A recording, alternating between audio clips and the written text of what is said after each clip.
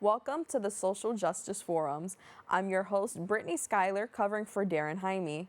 We thank you for joining us. If you're asking the question, what is the show all about? We bring you a forum discussion providing a deeper understanding of the issues and inequities many communities face. From systemic inequalities to pressing social problems, our guests will provide multiple perspectives and insights to help us better understand and address these challenges. We invite you to stay connected with us as the Social Justice Forum starts now.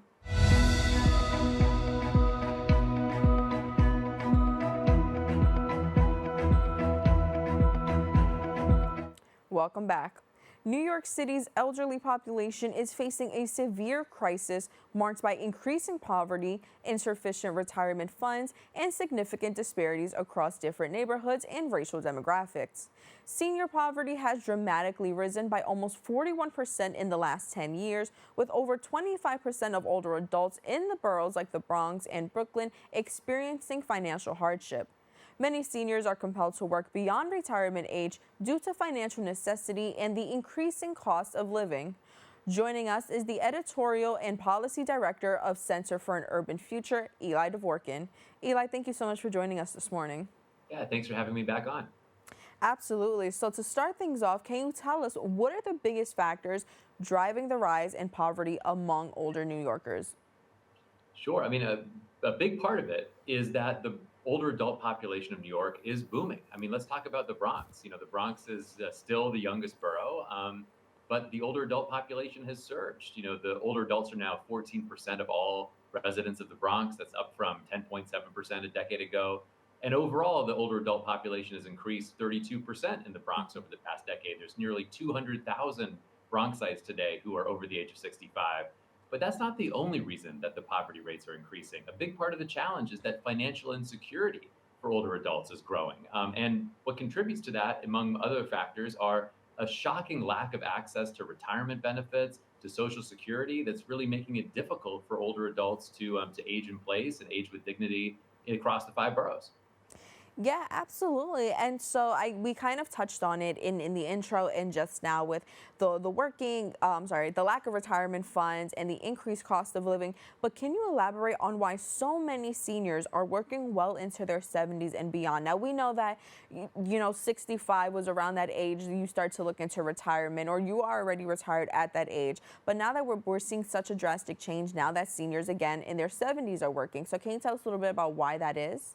Yeah, absolutely. A big part of the challenge is that older adults, across the five boroughs, but especially, in the Bronx, are experiencing these elevated rates of poverty, are struggling to be able to get by off of either very limited benefits like retirement savings or Social Security, or none at all. And just to give you a sense of the scope of the problem, the number of older adults living in poverty in the Bronx rose 53% over the past decade to almost 50,000 residents. The poverty rate in the Bronx for older adults is the highest of any county in New York State, about 1 in 4. For Hispanic older adults, it's 1 in 3. And by the way, that's one of the factors driving the increase, is that a growing share of older adults across the city and in the Bronx are Hispanic, are New Yorkers of color in general, and are immigrants. And all of those groups are seeing elevated rates of poverty, driven in no small part by lower rates of Social Security access and retirement savings. And when you see what that looks like in the Bronx, 2/3 of Bronxites over the age of 70 did not report any retirement income at all. That's the highest share anywhere in the state. Nearly a quarter, 23.6%, don't report any Social Security income. And obviously, that's the most important benefit that older adults generally in the United States have access to. So when you look at the financial insecurity that folks are facing, given the fact that so many folks don't have retirement savings, they don't have Social Security income coming in, they're pushed to work longer out of necessity. And we see that the number of older adults working in the Bronx has surged by even greater number, almost 58% increase in older adults working after the age of 65 in the Bronx compared to a decade ago. And in fact, over 13% of older adults are now employed in the Bronx today, compared to 11% a decade ago. So we see that out of necessity, in particular, a lot more older New Yorkers are having to work longer just to be able to get by. That really is an unfortunate reality. Again, you're kind of decades ago, it was around this age that you would retire and you kind of looked forward to that. And so now to see that people are working well into their 70s is really unfortunate. So can you talk, you mentioned this a little bit, but can you talk about why such a high number of seniors lack Social Security or retirement income? Yeah, there's a lot of factors at play there. I mean, one of them is that a significant portion, over half of all older adults in New York City right now, are immigrants. Many of those folks have struggled to access Social Security in their retirement years, in part because they never assembled the 40 quarters of earnings that they need to report to be able to be eligible for Social Security. Folks worked intermittently or potentially off the books for part of their careers, or folks who are caregivers, folks who were parents or caring for older adults themselves during their prime working years. They weren't, banking dollars towards Social Security. So that's a big contributor to the challenge. Retirement, is an even more astonishing share of New Yorkers who just don't have access to savings today. And in many cases, that's simply because folks felt like they couldn't afford to save when they were in their working years. They were scraping to get by. They were struggling to make rent every month. They were struggling with the bills. They weren't able to put away a little money every month into a retirement account. And as a result, you see that we see that nearly 2/3 of older adults in the Bronx have no retirement savings to draw down once they turn 70. Thank you for clarifying that. And now, would you say that this is why racial and ethnic disparities are also playing a role in senior poverty rates across the city? Yeah, that's definitely a big contributing factor. I mean, certainly the earnings that you were able to obtain throughout a lifetime of work vary significantly. There's huge disparities there that fall along racial and socioeconomic lines. So if you weren't able to earn more money while you were in your prime working years, you most likely weren't able to save money for retirement. And unfortunately, we see some glaring gaps there. And you see those by borough. You certainly see some of the greatest disparities, here in the Bronx. But that's not the only factor. I mean, definitely when you look at some of the challenges that immigrants have faced in particular, assembling enough quarters that are eligible for Social Security to receive that benefit. And then there's some big challenges that women face in particular. Women who may have been primary caregivers for much of their working lives while also working potentially a home-based, business or a side hustle or part-time work. Who weren't able then to become eligible for Social Security after 65. So there's a lot of factors that contribute to those disparities, even just in terms of the economic issues. And of course, that's compounded by disparities in terms of access to quality, safe, and affordable housing and healthcare. Those challenges exist, of course, across all ages in New York. They just become especially acute as more of our New Yorkers age into their 65 plus years. Absolutely. And I want to shift gears for a moment to talk a little bit about the report that we had mentioned. So, what does it reveal about the financial challenges specific to seniors in the Bronx? Yeah, I mean, we do see the greatest rates of poverty among older adults in the Bronx. We see, really astonishing challenges around, access to Social Security and retirement, as we mentioned. We see, the growth of work, as we talked about briefly, and a significant increase in Bronx residents who are, I think, out of necessity choosing to work longer. Those are kind of key factors in the Bronx. They're patterns that we see across the five boroughs. We just see them most pronounced in the Bronx. We see incredible demand for senior housing in the Bronx.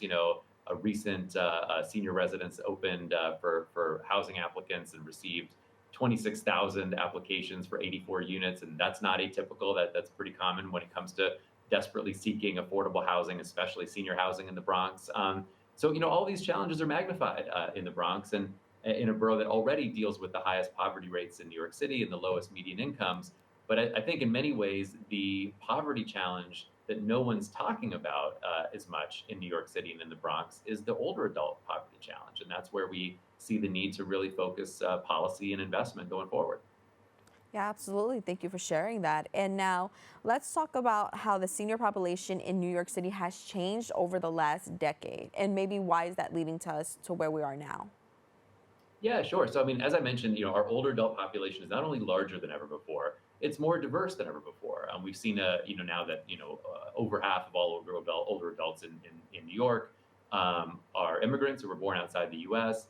The growth in older adults, citywide is in particular among Hispanic older adults, Asian older adults.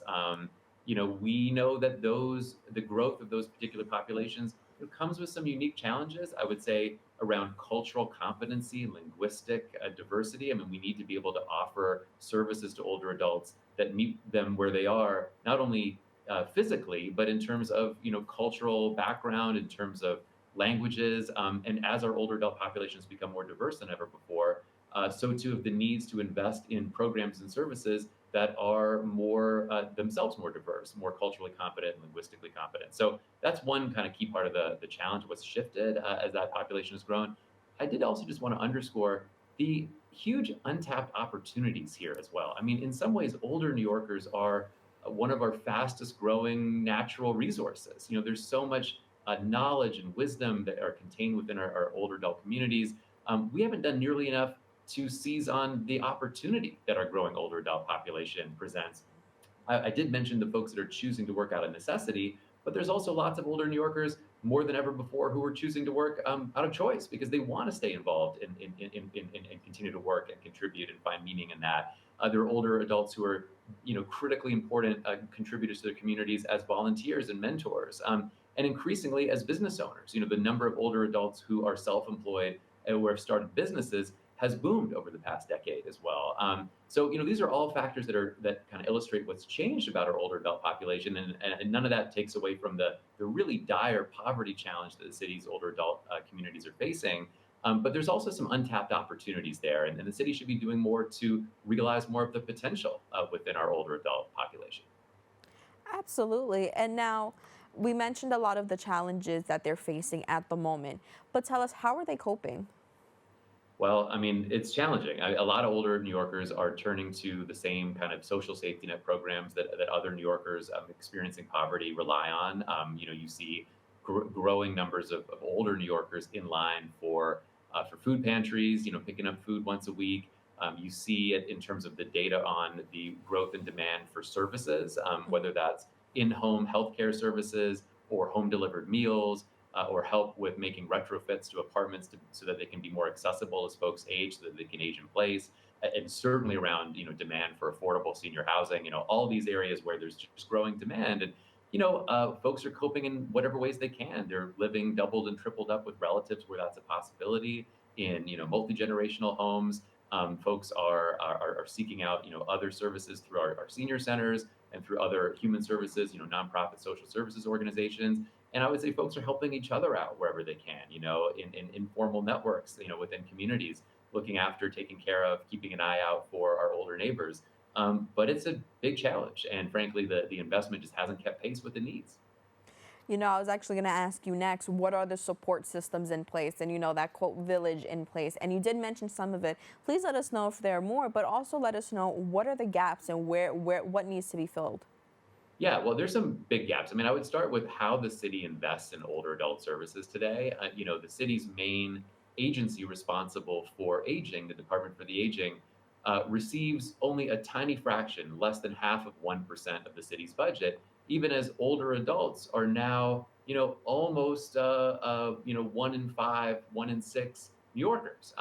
So there's a big mismatch there. We're providing the key agency supporting healthy aging with less than 0.5% of the city's budget.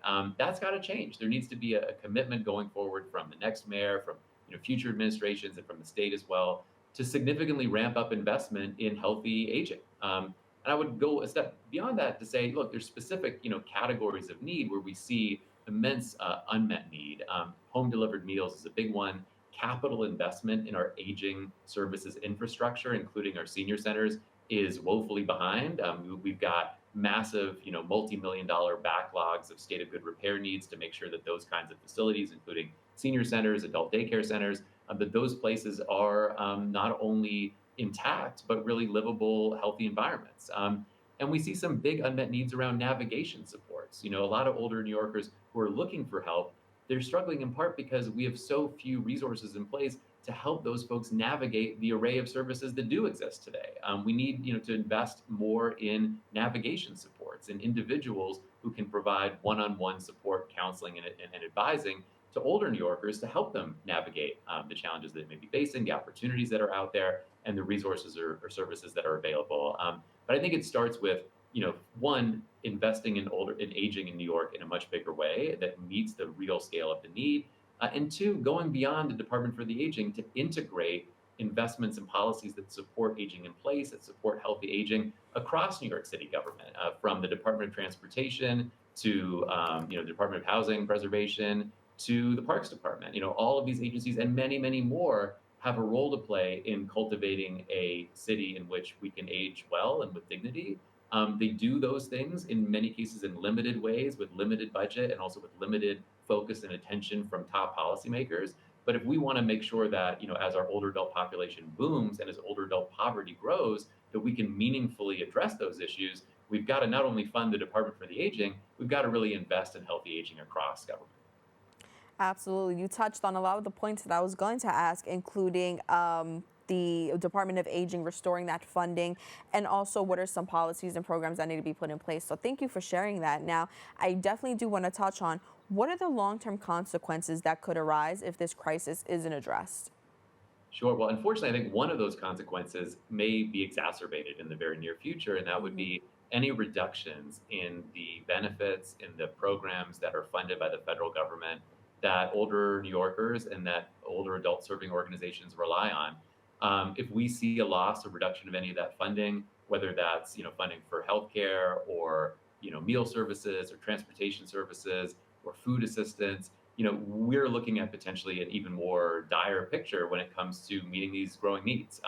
So we see the risks ahead potentially with a reduction in funding for an array of key safety net programs from the federal government, and the city and the state need to do more to prepare for that. Going forward, there's some pretty significant risks for our economy. I mean, we are going to continue to age significantly for the next decade. The growth that we've seen, in some ways, it's still just the beginning. The baby boomer generation is only now, for the most part, entering into those years, and we're going to continue to see the older adult population not only grow, but grow as a share of the city's overall population.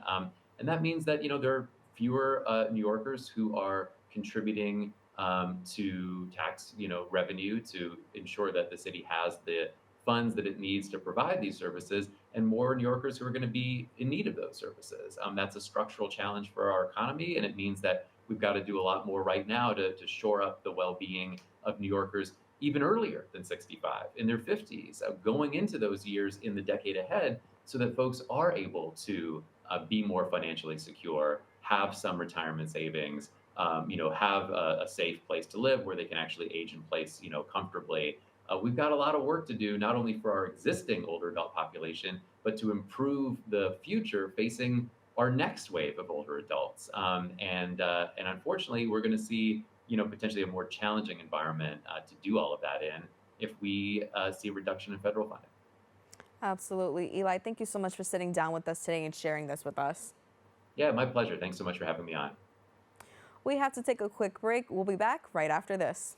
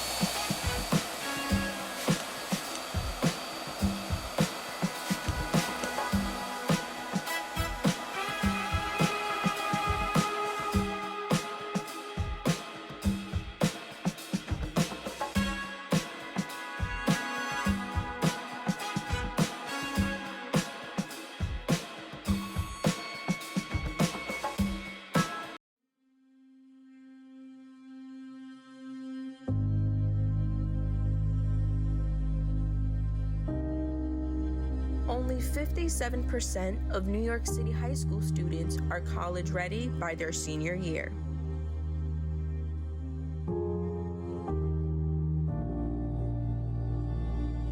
"55% of high school graduates either have no plans to attend college or are uncertain that they will ever attend."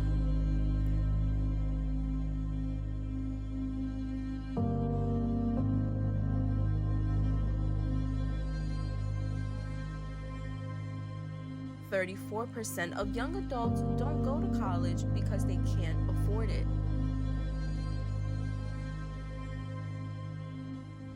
Discover what's possible. BronxNet's education programs, internships, and opportunities help engage and inspire Bronx youth and beyond to pursue their passions. Be a part of the BronxNet family. Whether you're interested in our shows, joining a class, or donating to support our mission, visit BronxNet.org to learn more. Welcome back. Growing up in a community that shaped her mission, our next guest has dedicated her career to reducing maternal morbidity and advancing health equity for underserved populations. Beyond medicine, she's also a founder of a lifestyle brand blending fitness, wellness, and health coaching to empower individuals in holistic ways. Joining us is the health and wellness expert and author, Dr. Eboni January. Good morning. Good morning, doctor. Thank you so much for sitting down with us today. Thank you. Thank you for having me. Of course. So let's dive right in. Tell me, what inspired you to pursue a career in obstetrics and gynecology, and how did your upbringing in East St. Louis influence your commitment to women's health advocacy? Well, actually, my interest is twofold. It started initially with my grandmother. My grandmother had given birth to 14 individuals. So I became really, really fascinated by that initially. And also at the same time, when her health started deteriorating, I started seeing that there was much concern and many things that needed to happen in the community. And at the same time, when I saw her health to deteriorate, my stepmother became pregnant with my youngest sister, Alyssa. And so it was at that time where I saw a body who had given life deteriorate, and to also watch a body change. It really, really fascinated me and affected me. And so I saw that I could do so much in women's health. Not only could I help with regards to primary care, I could also do surgery, and I could also deliver babies. So that in and of itself was enough for me to say, at the age of 14, I'm actually going to go on to medical school. I'm going to be an OBGYN, and that's what I'm going to do. And that's what I decided to do. That's such a beautiful phrase, a body that has given a life and a body that's changing. I love that. It's very full circle of life. I really, really love that you phrased it that way. Now, I want to talk about your prestigious awards. The Lifetime Achievement Award from President Obama. How do these accolades shape your mission to reduce maternal morbidity and promote health equity?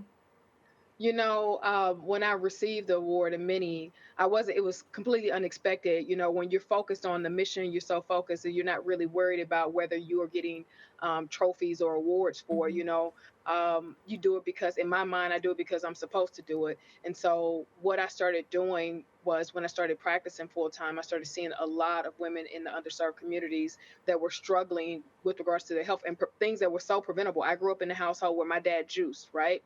And so these things were natural to me. Stevia, that's super popular now. My dad would put it in our tea in liquid form. He grew, vegetables and fruits and things in our backyards, even in East St. Louis, which is, completely out of the norm, where we live in food deserts, where you don't have people that are growing food, or you don't have a big grocery store. And so it was quite natural to me. So when I saw it in my patients that they weren't eating right and there were preventable causes of death that I could help prevent, then I started educating. And so that's what really drove me to get into the space of health equity and making sure that I'm advocating for patients, but also educating. And here I am. Here you are. Again, congratulations on those awards. But like you mentioned, it's not something you necessarily set out to gain, right? But it's something that you do because you love it and you want to make change. And truly the recognition is just, the cherry on top of it. But exactly. Yeah, so let's also talk about your lifestyle brand, Bossish. How do you integrate health coaching, fitness, and wellness into your broader advocacy efforts?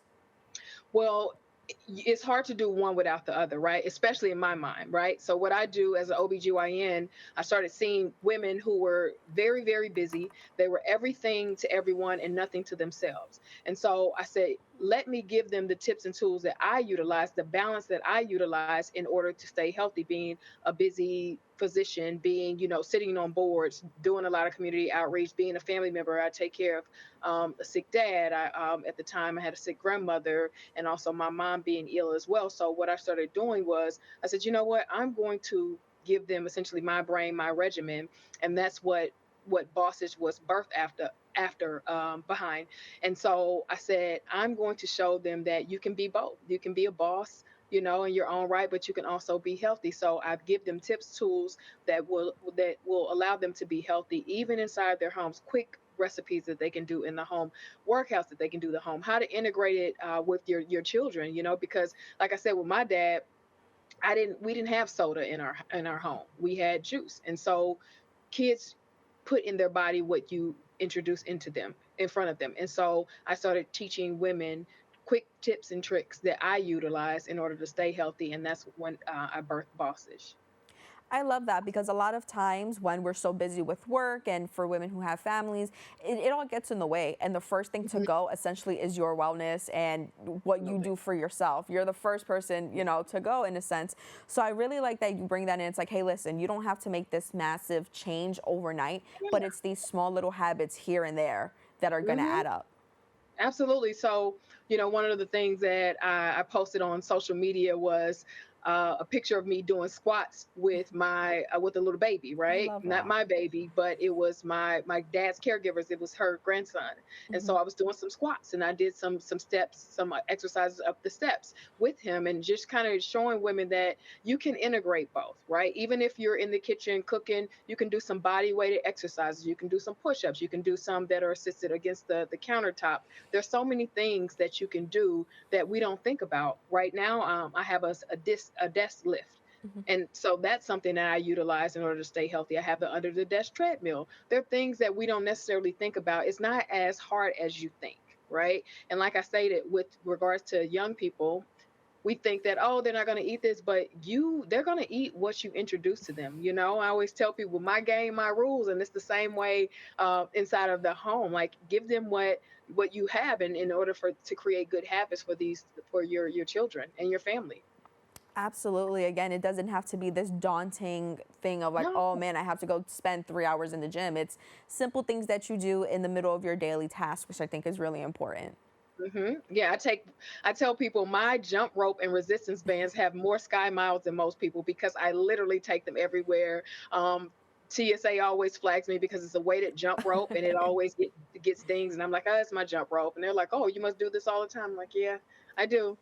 Absolutely, that's commitment. I love that. But you also emphasize the importance of health literacy. Now, before we talk Mhm. about the significance of can you just break that term down for our viewers who may be unsure of what that actually means? Sure. Health literacy is just that, it's being literate with regards to your health. Hmm. Whatever, whether you have a coexisting condition or whether in general you just don't have anything, but you want to know more about your health. What is it when we're running labs? What does that mean? What labs are we running? Like, I may have a patient that may come in and I say to them, I'm going to draw labs and I'm going to check for this. And they say, well, the other doctor already, they checked me for everything. And then I'll go a little bit deeper to ask, did they check you for this? Did they check you for this? And they're like, I don't know. Well, health literacy is not just about understanding your health, but it's also about making sure that you have great conversations with your doctor and that they answer your questions, and they tell you why they're doing certain things so that you may be able to carry it on to the next person so that you can also let your family know about it. So health literacy is being informed and also being able to be make informed and educated decisions as it pertains to your health. So that's been my biggest push is education, education to make sure that people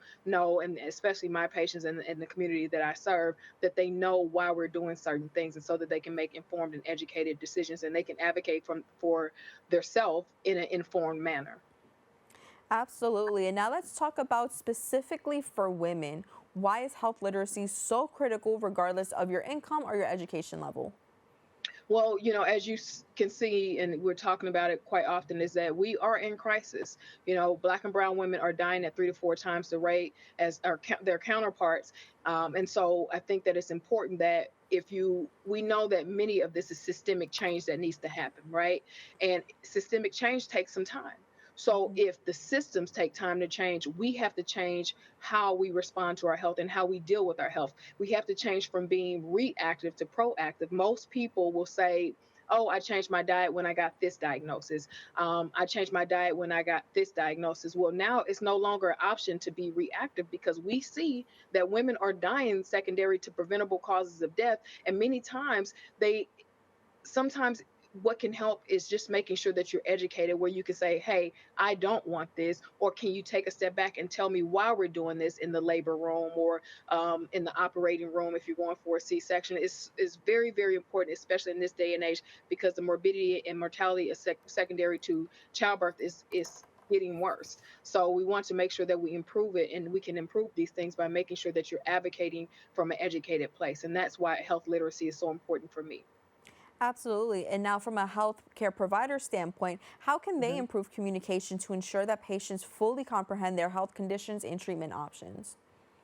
So, from a healthcare provider standpoint, it's time for us to make sure that we have educated conversations with our patients, that we talk to them like they're a family member. Hmm. Answer questions. It's no longer we need to be in and out of the rooms. You have to sit and take the time with patients, or even if you don't have the time, can we point them in the right direction of resources, right? And so I focus on that a lot in my book, Empower Motherhood, is making sure that you have the resources that you need to support yourself. If I can't communicate it in the way that you understand, maybe I can point you into in the direction of someone who understands. And so we have to, everyone has to be accountable at this point. It's not just a us versus you. This is, we're not adversaries, we are teammates. And so that means, as a doctor, I need to understand when my patient is just nodding their head like they understand something and they really don't, and I see that often. So I have to make sure that I read body language, that that I offer the teach back method. And that means that if I'm teaching my patients something, I want them to repeat it back to me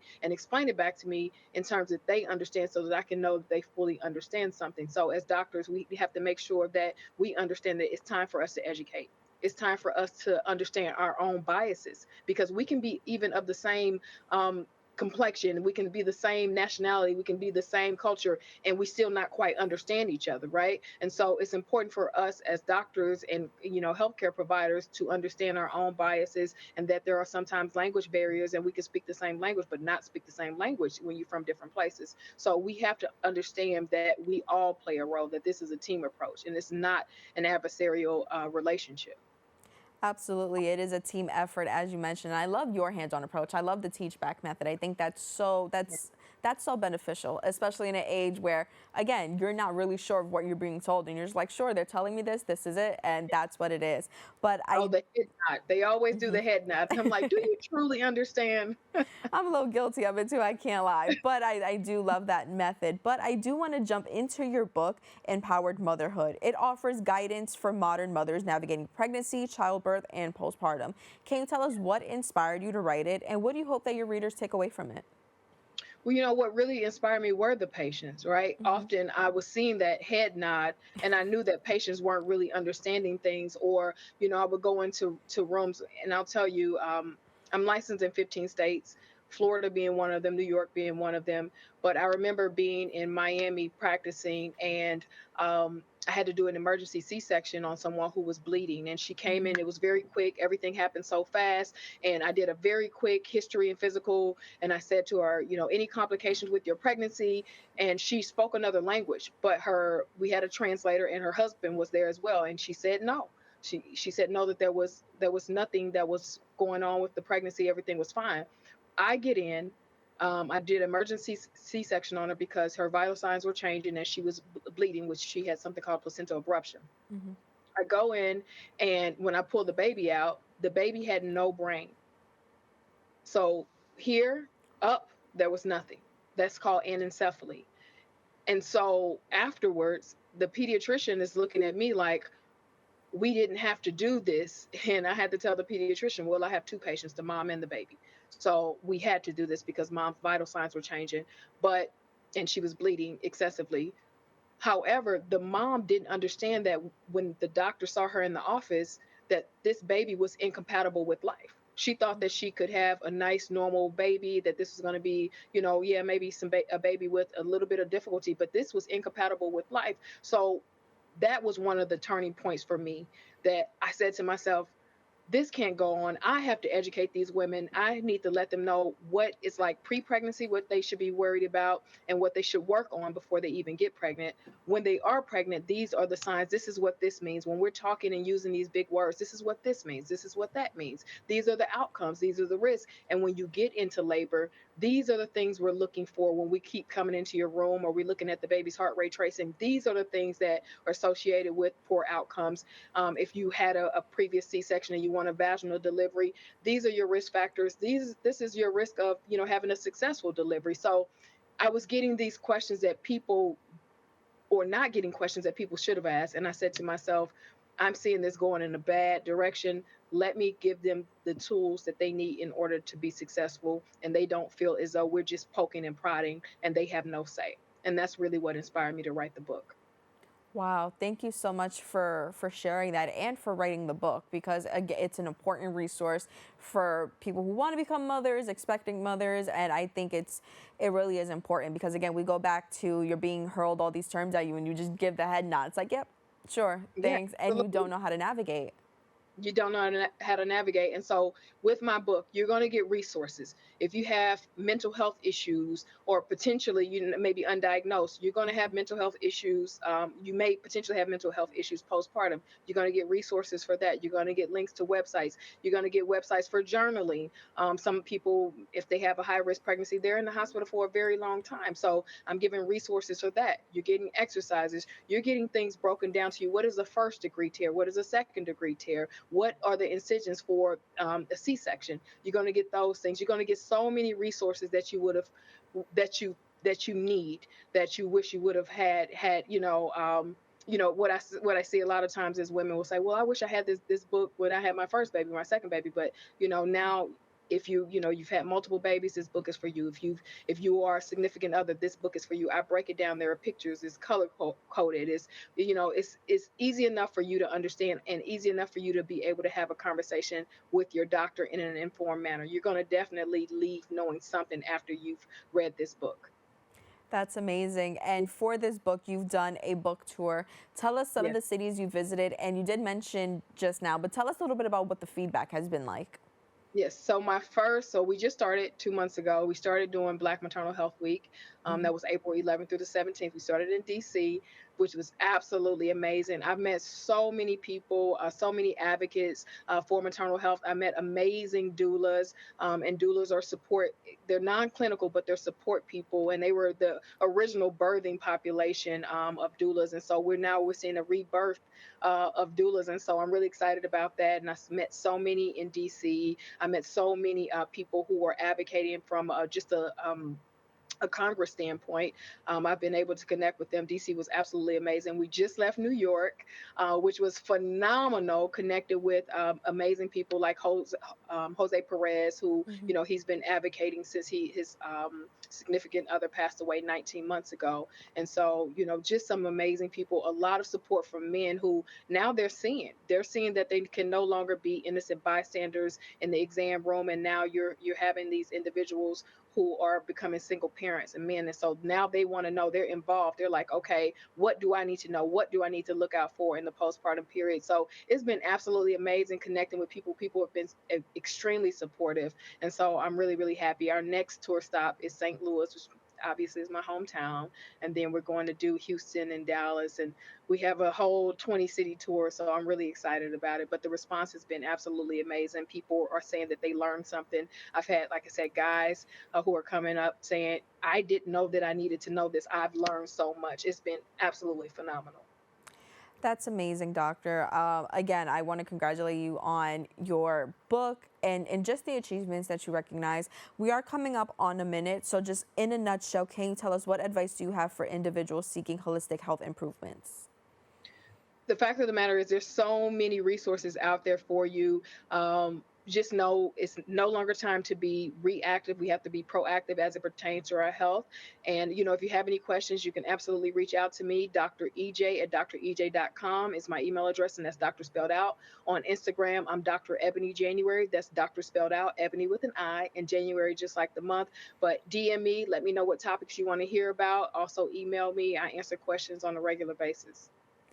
Great. Thank you so much again, doctor, for sitting down with us today. Thank you. We have to take a quick break. We'll be right back after this.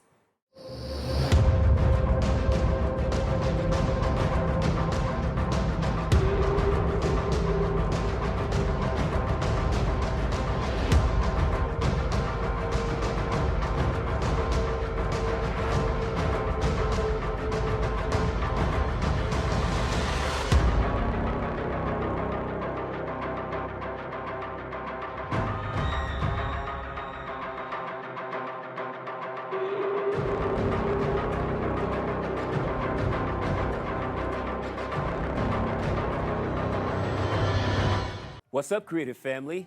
Discover your voice with BronxNet community media classes. Are you ready to bring your ideas to life? At BronxNet, we offer television production classes for community members ages 18 and over, empowering you to share your vision with the world. Get certified in field production, in-studio production, and our new exciting addition, podcast production. Once certified, you can create your own show to air on one of our 6 TV channels. It all starts with our free Unleash Your Ideas Masterclass, designed to help you plan your show idea and set you up for success on your production journey. This class is offered at the beginning of each month for your convenience. Our dedicated BronxNet team is here to support, encourage, and uplift you every step of the way. Join us and become a part of the creative force that engages and inspires the Bronx community and beyond. Sign up today and start your media journey with BronxNet. Visit bronxnet.org/education to learn more and register. Let's create something amazing together. Welcome back. Years of headlines about the war in Ukraine mask a deeper narrative of historical pain, cultural fortitude, and identity battle. A new book unveils this story through the lived experience of the war's victims, the exiled, the suppressed, and the rebellious. Central to this narrative are neglected indigenous voices guiding Ukraine's journey to rediscovery and self-governance. Joining us is the cultural anthropologist and teaching professor at the University of Michigan, Dr. Greta Uehling. Doctor, thank you so much for joining us today. Thanks for having me. I'm really happy to be here. Of course. Now, to start things off, just for our viewers, let us know, what is this book about? So, Decolonizing Ukraine takes its readers into the lives of the Ukrainians, Russians, and Crimean Tatars that experienced the Russian occupation of Crimea in 2014. And I focus in particular on the Crimean Tatars because I feel like their experience really offers a unique and valuable vantage point on the war in Ukraine as a whole. And so if I was going to describe sort of like the arc of the book as a whole, I would say that it tells the story of a group of people who had been demonized and vilified for centuries, in past centuries even viewed as like the Ukrainians' arch enemies. How did they make the shift from being these marginalized people to being seen as valued partners in Ukraine? It's a really remarkable story, and I come to the conclusion that basically there were 3 things. First, collectively grieving mutual losses. Second, identifying the common values, right? The values that the Crimean Tatars and the indigenous people shared. And that main value is freedom. And then finally, courage, right? Like the courage to surmount the fear of a regime, namely Russia, that basically operates by inculcating fear as a way to secure compliance. Yeah, absolutely. Thank you for sharing that. Now can you let us know what inspired you to tell these stories? I am very inspired by philosophers, civil rights activists, and MLK is well known to have said that injustice anywhere is a threat to justice everywhere. And that really resonates with me because I'm very committed to elevating the voices of people. And as an anthropologist, right, what happens when you're an anthropologist is you participate in people's lives. And there's like an intersubjective process in which their problems become yours and yours become theirs. And through participating in the lives of people, you come to care deeply about them, and also it really shapes your intellectual commitments. And I think a third reason, in addition to like my philosophy and my methodology of cultural anthropology, is really that, you know, there's coming to be like a pretty big literature on the Russian war on Ukraine, but much fewer and farther between is really any accounting of the role of the indigenous people. And this is particularly striking because, first of all, they've taken such a leadership role in resistance to Russian aggression, but also because of their history in the region, right? Because one of the biggest myths of the Russian Federation is that Crimea is historically Russian. And if we actually look at that history, what becomes apparent is that prior to Russia's first colonization of Crimea in the 18th century, Crimean Tatars were not only the vast majority, over 90% of the population, but they had a fully fledged state. Their language was the lingua franca, and it was really only as a result of concerted policies, first by the Russian imperial regime, then by the Soviet authorities, and in the final stages by the authorities of independent Ukraine prior to Russia's occupation of Crimea, that balance shifted and that they became a minority, right? It was a direct result of like a series of policies. Right, absolutely. Again, thank you for sharing. And now I kind of want to touch on, before we get into the topics of the book, where are we today? Oh, well, this week, Ukraine launched a counteroffensive that damaged the Kerch Bridge. So this is the bridge that brings military supplies from Russia into Crimea, which has become quite a military staging ground for Russia's operations against Ukraine. And they also did a stealth bombing of dozens of the planes that Russia had been using to bomb Ukraine. So I think the accounting was something like $7 billion worth of damage, a third of the fleet that Russia had been using. And so President Zelensky called it a brilliant operation. And the reason that it's important, of course, is that negotiations have failed to bring the war to a close. And it's really only,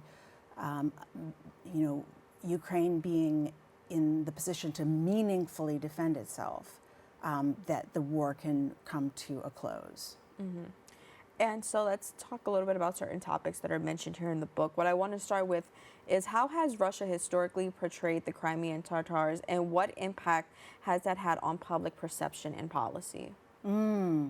That's a great question. And, I would say that Russia has always taken a settler colonial approach to Crimea and Crimean Tatars.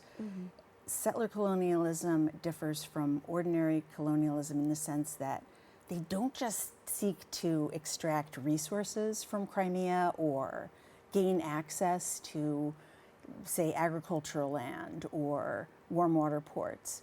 They also seek to replace the existing population with their own.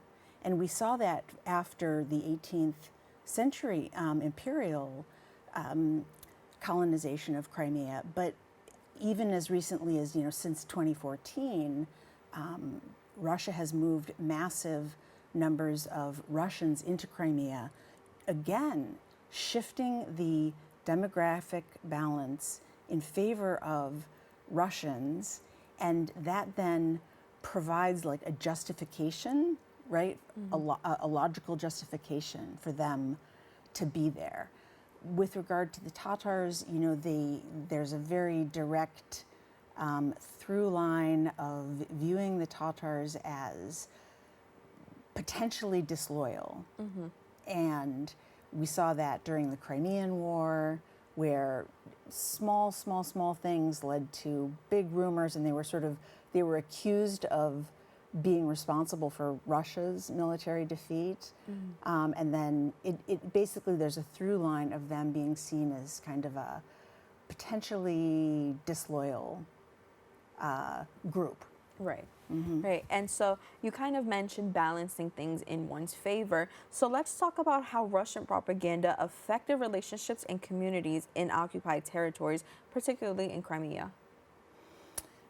Do you mean like after the 2014 occupation? Yes. Well, okay, so I guess it's helpful to know that Russia's approach to controlling territory is only partly military. Right. They control territory as much by influencing how people think about things as militarily with tanks and armaments. And so they have a very hybrid approach that includes disinformation along the lines that it's historically Russian, but also that takes us into their quite draconian repression of anybody who had pro-Ukrainian views. Now, they occupied Crimea at a time when it is legitimately the territory of Ukraine. But anybody who was pro-Ukrainian or wished to remain part of Ukraine was deemed an enemy, a traitor, right? Yeah. Treasonous. And so they have a very black and white approach. There really is no space for a difference of opinion. Anybody who does not share their opinion is wrong and needs to be punished or corrected. Right. Again, thank you for sharing. And now, your book touches on settler colonialism. How does Russia's occupation reflect the colonial model, particularly in a way that it treats indigenous people like Crimean Tatars? Well, a little while ago, I was mentioning that the Crimean Tatars have been disproportionately affected by the Russian occupation of Crimea, and that's what that looks like, is that they are basically targeted for arbitrary arrest, imprisonment, and torture. Right. So they're being physically disappeared or imprisoned and moved out of the peninsula to regions that are prisons that are very, very, very distant. If Crimean Tatars today comprise 12 to 13% of Crimea's population, right? They dwindled from that over 90 figure to 12 to 13%. They comprise an estimate over 50% of the political prisoners in Russia today. So that's what I mean by being disproportionately targeted by the current Russian, the de facto authorities in Crimea. Absolutely. And I do want to ask, if international support for Ukraine falters, especially from countries like the U.S., what would that mean for communities like the Crimean Tatars? Well, it would be catastrophic, and I think that it would also lead to more war, right? Because as I mentioned, Crimea is a staging ground, and that means that failure to regain it will simply perpetuate war, and Crimea will continue to be a staging ground for other wars. You know, I don't think that Russia's imperial ambitions can be satisfied with negotiation, appeasement, any of these lesser measures. And so the swiftest and least costly way to contain Russian aggression is to regain Crimea. It's difficult, but it's not impossible. Right. And prior to taping, you had mentioned discussing, what are some things that Americans are missing? You know, I think that Americans usually hear about Russian aggression against Ukraine, and they don't realize how much they share with especially with modern Ukrainians. I think the first thing is like most people in the United States would be aware of the Trail of Tears, right? And the Soviet authorities had a similar approach to the Crimean Tatar population in 1944 of physically removing every single one of them from Crimea to places of exile in Siberia and Central Asia. So it's kind of like, it's also, I guess an analogy could be drawn to the internment of the Japanese, right? They were just put in camps. People were afraid that they weren't going to be loyal. They were put in camps with a tremendous cost. So the numbers are still being debated, but between 20 and 40% of the population perished as a result of that wholesale deportation during the Soviet era. So there's a very strong parallel to between the way the United States treated its indigenous people and the way the Crimean Tatars were treated by successive regimes that had power in Crimea. That's one parallel.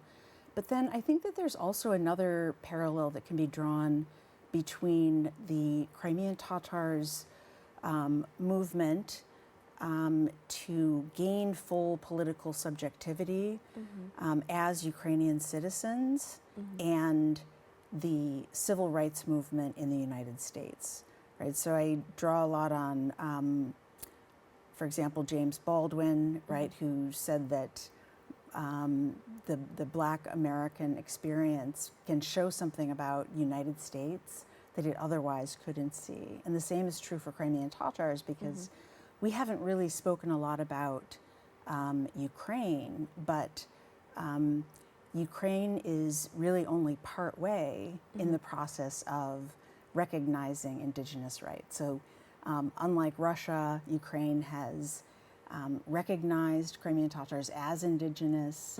They've recognized that the 1944 deportation was a genocide, but there's still a lot of steps that can be taken. And so when we talk about Ukraine has embarked on this process to disentangle itself from Russian aggression, to decolonize itself and gain this colonial and to gain cultural, political, epistemic agency for itself.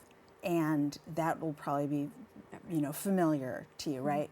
But what's unique about Ukraine is that it also has this other task in front of it in terms of recognizing its own past oppression of its indigenous people, right? So it's a sort of a nested colonialism that needs to be addressed over time. Absolutely. Doctor, I want to thank you so much again for sitting down with us, and thank you so much. Thank you. We've come to the end of our show today. We hope you enjoyed this week's discussion on the social justice forums. To rewatch this week's edition, you can catch the recablecast right here on BronxNet.org. If you want to join the conversation and present your point of view, you can visit our social media at BronxNet TV. Join us next week as we continue to elevate the discussion and bring further awareness across the globe. I'm your host, Brittany Skyler. See you soon.